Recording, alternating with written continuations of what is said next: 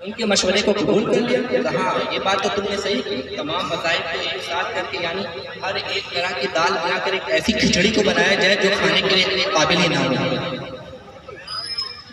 حال یہی ہوا، اس نے تمام مذاہب کی چیزوں کو اس نے ملایا اور ایک دین کو بنایا، اور بنانے کے بعد کیا کیا اپنی رعایا میں یہ نافذ کرتا اور کہا کہ اس پر تم پابند رہو، جس کا نام دین الہی رکھا، اور اس کا کلمہ بنایا باقاعدہ۔ کیا بنایا؟ اس کا کلمہ بنایا، یعنی جو اس کے دین میں داخل ہوتا وہ کہتا لا الہ الا اللہ اکبر خلیفۃ اللہ، یعنی آقا علیہ السلام کا نام ہٹا کر گویا ان دنیا دار علماء نے اکبر کو اتنا ورگلا دیا، حتیٰ کہ فضل اور فیضی کے مشورے نے اتنا اس کو ذہن خراب کر دیا کہ حتیٰ کہ اس نے منصب نبوت کا اپنے آپ کو قائل کرا لیا۔ بات یہاں تک نہ رہی، ایک وقت ایسا آیا کہ اس نے تمام لوگوں نے اعلان کر دیا کہ سب کا خدا میں ہوں، سب لوگ مجھے سجدہ کرو۔ اور مورخین نے لکھا کہ جب اکبر جاتا باہر اور ایک اس نے حجرہ بنا رکھا تھا، اس حجرے میں جاتا اور عجیب عجیب نام کو جپا کرتا تھا، اور جب لوگ صبح کا وقت ہوتا تو لوگ بادشاہ کے دربار میں آتے اور اسے دیکھتے ہی سجدے میں گر جاتے تھے۔ تمام چیزیں اس کے اندر شامل کی گئی۔ کیا کیا شامل کی گئی؟ اس میں یہ شامل کیا گیا کہ کوئی مسلمان داڑھی نہیں رکھ سکتا، بہن اور بھائی میں نکاح جائز ہے، شراب نوشی کو عام کیا گیا، غسل جنابت کا جو فرض ہوتا ہے اس کو ساقط کر دیا گیا، ختنے کو ہٹا دیا گیا، اور کہا گیا کہ 12 سال کی عمر کے بعد اگر بچہ چاہے تو ختنہ کرا سکتا ہے، اس کی مرضی پر جو ہے موقوف کر دیا گیا۔ یعنی ہر طرح کا بگاڑ، ہر ایک ایسی چیز جو سنتوں کو ختم کرتا تھا، جو دین کی جو ہے کھلا مذاق بناتا تھا، ان تمام چیزوں کو اس دین الہی کے اندر رکھا گیا اور لوگوں کو مجبور کیا گیا، اور کہا کہ جو اس بات کو نہیں مانے گا میں اس کو ہاتھی کے پاؤں تلے کو چلوا کر سزائے موت دے دوں گا۔ اب ظاہر سی بات ہے، جب ایسی حالت ہو جائے اور جب سزائے موت کا اعلان کر دیا جائے تو کچھ لوگوں نے مجبوری میں مانا، کچھ لوگ ڈٹے رہے۔ ایسے بھیانک دور میں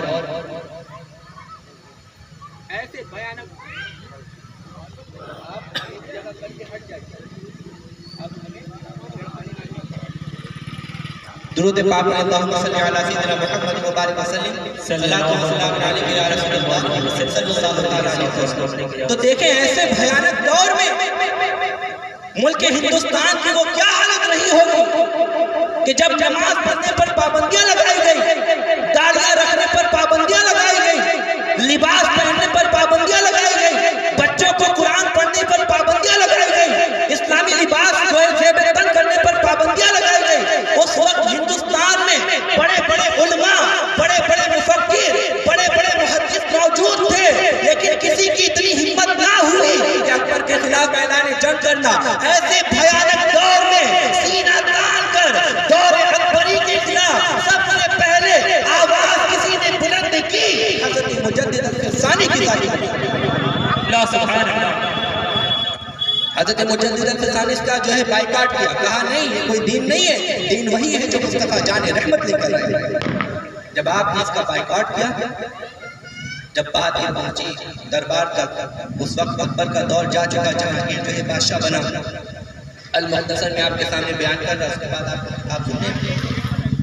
جب بادشاہ جہانگیر بنا تو کسی نے جا کر جہانگیر کے کان میں جو ہے فسفسایا، کہا کہ بادشاہ سلامت، ایک شخص ہے شیخ احمد سرہند میں رہتا ہے، وہ آپ کے دین الہی کو نہیں مانتا اور آپ کے دین الہی کی مخالفت کرتا ہے۔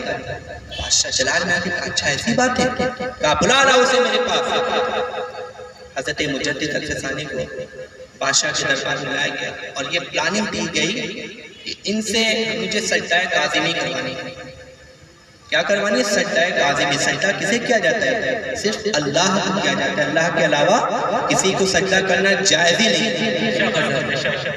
کہا ان سے سجدہ تعظیمی کروانی ہے، اور اس کا پلان کیا تیار کیا گیا؟ دروازے سے جس میں داخل ہونا تھا حضرت مجدد پاک، اس دروازے کو چھوٹا کر دیا گیا۔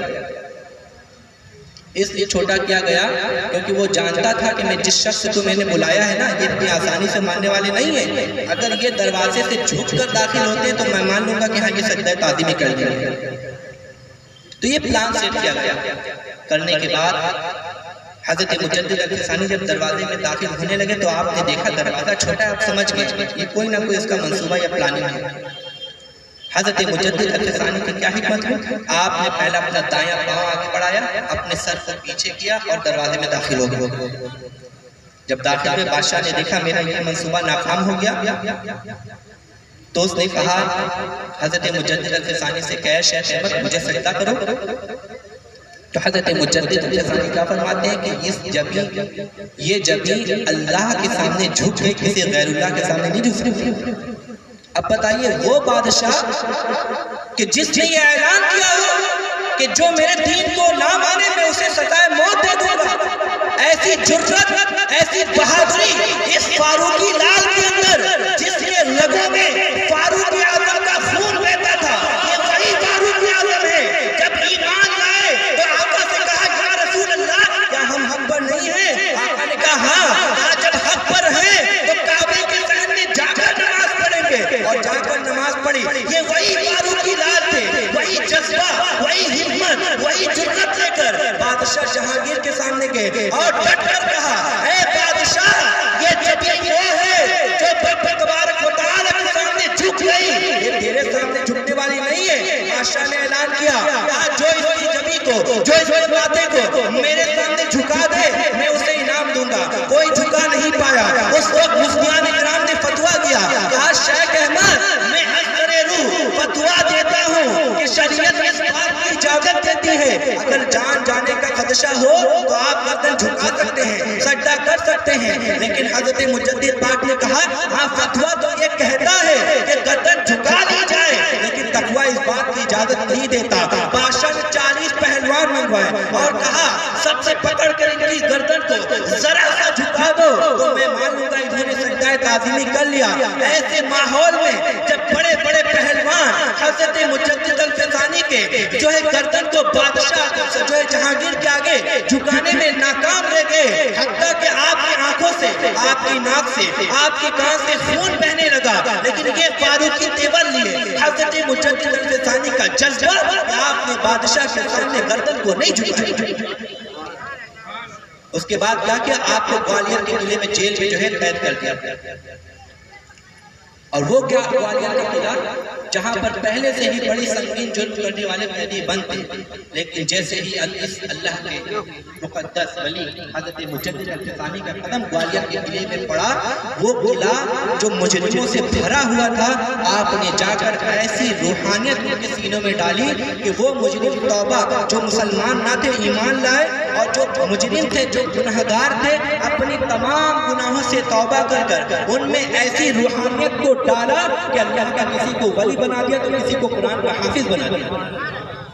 یعنی جب جیل میں گئے اور آپ نے اذان دی تو ایک شخص نے کہا ہے مولانا یہ جیل ہے, اذان دینے کی جگہ نہیں. لیکن جب جانے لگے حال یہ ہو گیا کہ جیلر جس طرف سے گزرتا ہر جیل سے اللہ ہو کی سجائے. سبحان اللہ, سبحان اللہ. یہ وہ مجدد الفسانی قدم رکھا جیل میں, تمام لوگوں کو جو ہے کلمہ پڑھا, جو غیر مسلم تھے کلمہ پڑھائے, مسلمان ہو گئے. ان کی اصلاح کی, ان کی تربیت کی, کسی کو ولی بنایا, کسی کو حافظ بنایا, کسی کو عالم بنایا. اس کے بعد المختصر جب آپ باہر نکلے بہت ساری باتیں ہیں, بہت ساری کلمہ سننے کی باتیں ہیں, لیکن حضرت مجدد الفسانی کی ذات مبارکہ آپ کو مجھ سے زیادہ تفصیل سے انشاءاللہ العزیز آپ کو بھی سننا ہے میرے شیخ محترم سے. تو حضرت مجدد الفسانی رضی اللہ تعالیٰ وہ ہیں کہ الحمدللہ اللہ نے ہمیں اور آپ کو کے سلسلے سے منسلک کر کیا.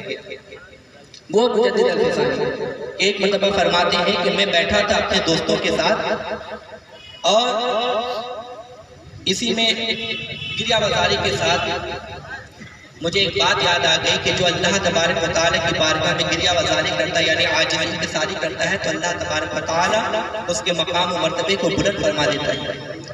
حضرت مجدد الفسانی کے ذہن میں یہ آیا ہی تھا. آپ خود فرماتے ہیں کہ باری تبارک و تعالیٰ نے مجھ سے کہا کہ شیخ احمد میں نے تیرے مقام کو بلند کیا اور تیرے سلسلے میں اور تیرے وسیلے سے بل واسطہ یا بلا واسطہ جو بھی مجھ تک پہنچے میں نے ان تمام لوگوں کو بخشا. سبحان اللہ سبحان اللہ. وہ حضرت مجدد الفسانی رضی اللہ تعالیٰ کہ جن کے ذکر کو، جن کے تذکرے کو ہم اور آپ آج کرنے کے لیے بیٹھے. آخری بات میں کہہ کر اپنی بات کو ختم کر دوں گا، رخصت ہو جاؤں گا کہ میں نے قرآن مقدس کی جو سب سے پہلے آیت مبارکہ کی تلاوت کی. اللہ تبارک و تعالیٰ فرماتا ہے یوم ندعو کل اناس بامامہم، کہ ہم اس دن ہر انسان کو ان کے امام کے ساتھ بلائیں گے. ہر ایک انسان کو، یعنی جس کا دنیا میں جو امام ہوگا وہ اپنے امام کے ساتھ اللہ کی بارگاہ میں پیش کیا جائے گا. کب؟ قیامت کے دن. اب ذرا تصور کیجیے اس آیت میں کہ ہم نے اپنا امام کسے بنایا. تصور کیجیے ہم نے اپنا امام کسے بنایا. الحمدللہ نقش بندیوں کو اس بات پر خوش ہو جانا چاہیے کہ اگر اپنے شجرے پر نظر دوڑاؤ تو جب سب سے پہلا امام دکھتا ہے ابو بکر صدیق کی ذات سے. اپنے شجرے پر نظر دوڑاؤ دوسرا امام جو نظر آتا ہے حضرت سلمان فارسی کی ذات مبارکہ ہے. اپنے شجرے پر نظر دوڑاؤ تیسرا امام امام قاسم، چوتھا امام امام جعفر صادق، پانچواں امام امام باعثیت بستامی. یعنی یہ سلسلہ ہوتے ہوئے نقشبند تک آتا ہے. اور جب یہ دہشت سے جائیں گے تو سلسلہ بر سلسلہ مجدد الفسانی کو بلایا جائے گا. اور جب مجدد الفسانی آئیں گے تو ہم غلام ان کے پیچھے پیچھے جنت میں بھی جانے گا. نعرہ تکبیر، نعرہ رسالت. سنیوں کی طرح نعرے کا جواب دو نا پیارے. نعرہ تکبیر، نعرہ رسالت، مسلک اعلیٰ حضرت عظمت مجدد الفسانی کانفرنس حضرت مولانا عبد المطلب نجفی صاحب قبلہ. نعرہ تکبیر، نعرہ رسالت.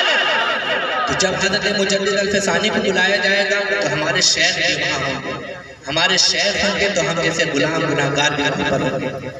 تو وہ سلسلہ نقش بندیہ مجددیہ جن کی عظمت اور شان واقعی میں اپنے آپ میں بلند ہے. تو آخری بات میں کہہ رہا ہوں حضرت مجدد الفسانی رضی اللہ تعالیٰ کی ذات وہ ہے. تو میں ایک بات بتانا چاہتا ہوں، جس طرح تمام پھولوں کے اندر ہر ایک پھول اپنی خوشبو کے اعتبار سے بہتر ہوتا ہے، لیکن تمام پھولوں کے اندر جس طرح گلاب کا پھول اپنا مقام رکھتا ہے نا، اسی طرح تمام مجدد بہتر، تمام مجدد فضیلت والے، لیکن ان تمام مجددوں میں حضرت مجدد الفسانی اپنا مقام رکھتا ہے. وہ مجدد الفسانی جنہیں اللہ نے ہزار دویم کا مجدد بنایا اور اتنا بڑا کام ان سے لیا کہ جنہوں نے دور اکبری میں ایسا جو ہے انقلاب برپا کیا کہ آج کا دن ہے، میں تو بلا مبالغہ کہنا چاہتا ہوں قیامت تک دور اکبری یعنی دین الہی کے بارے میں کوئی بات کرنے والا آپ کو نہیں ملے گا. کوئی ایک انسان مجھے بتا دینا کہ آج کہتا ہو کہ ہمیں دین الہی کی پیروی کرتے ہیں، کوئی نہیں ملے گا. ایسا قلم حضرت مجدد الفسانی نے دین الہی کے خلاف چلایا اور اس کو ایسا دبا دیا کہ وہ فتنہ اکبر کے ساتھ چلا گیا. آج سے لے کر قیامت تک کے لیے کوئی ایک انسان آپ کو نہیں مل سکتا جو کہتا ہوں ہم دین اکبری کی جو ہے پیروی کرنے والے. وہ حضرت مجدد الفسانی رضی اللہ تعالیٰ جنہوں نے اتنا بڑا کیا. اللہ تبارک و تعالیٰ ہم سب کو ان بزرگوں کی تعلیمات پر عمل کرنے کی توفیق و رفیق عطا فرمائے اور ہم سب کو ان کی سچی محبت، ان کے طریقے پر چلنے کی توفیق و رفیق عطا فرمائے. استغفر اللہ ربی من کل ذنب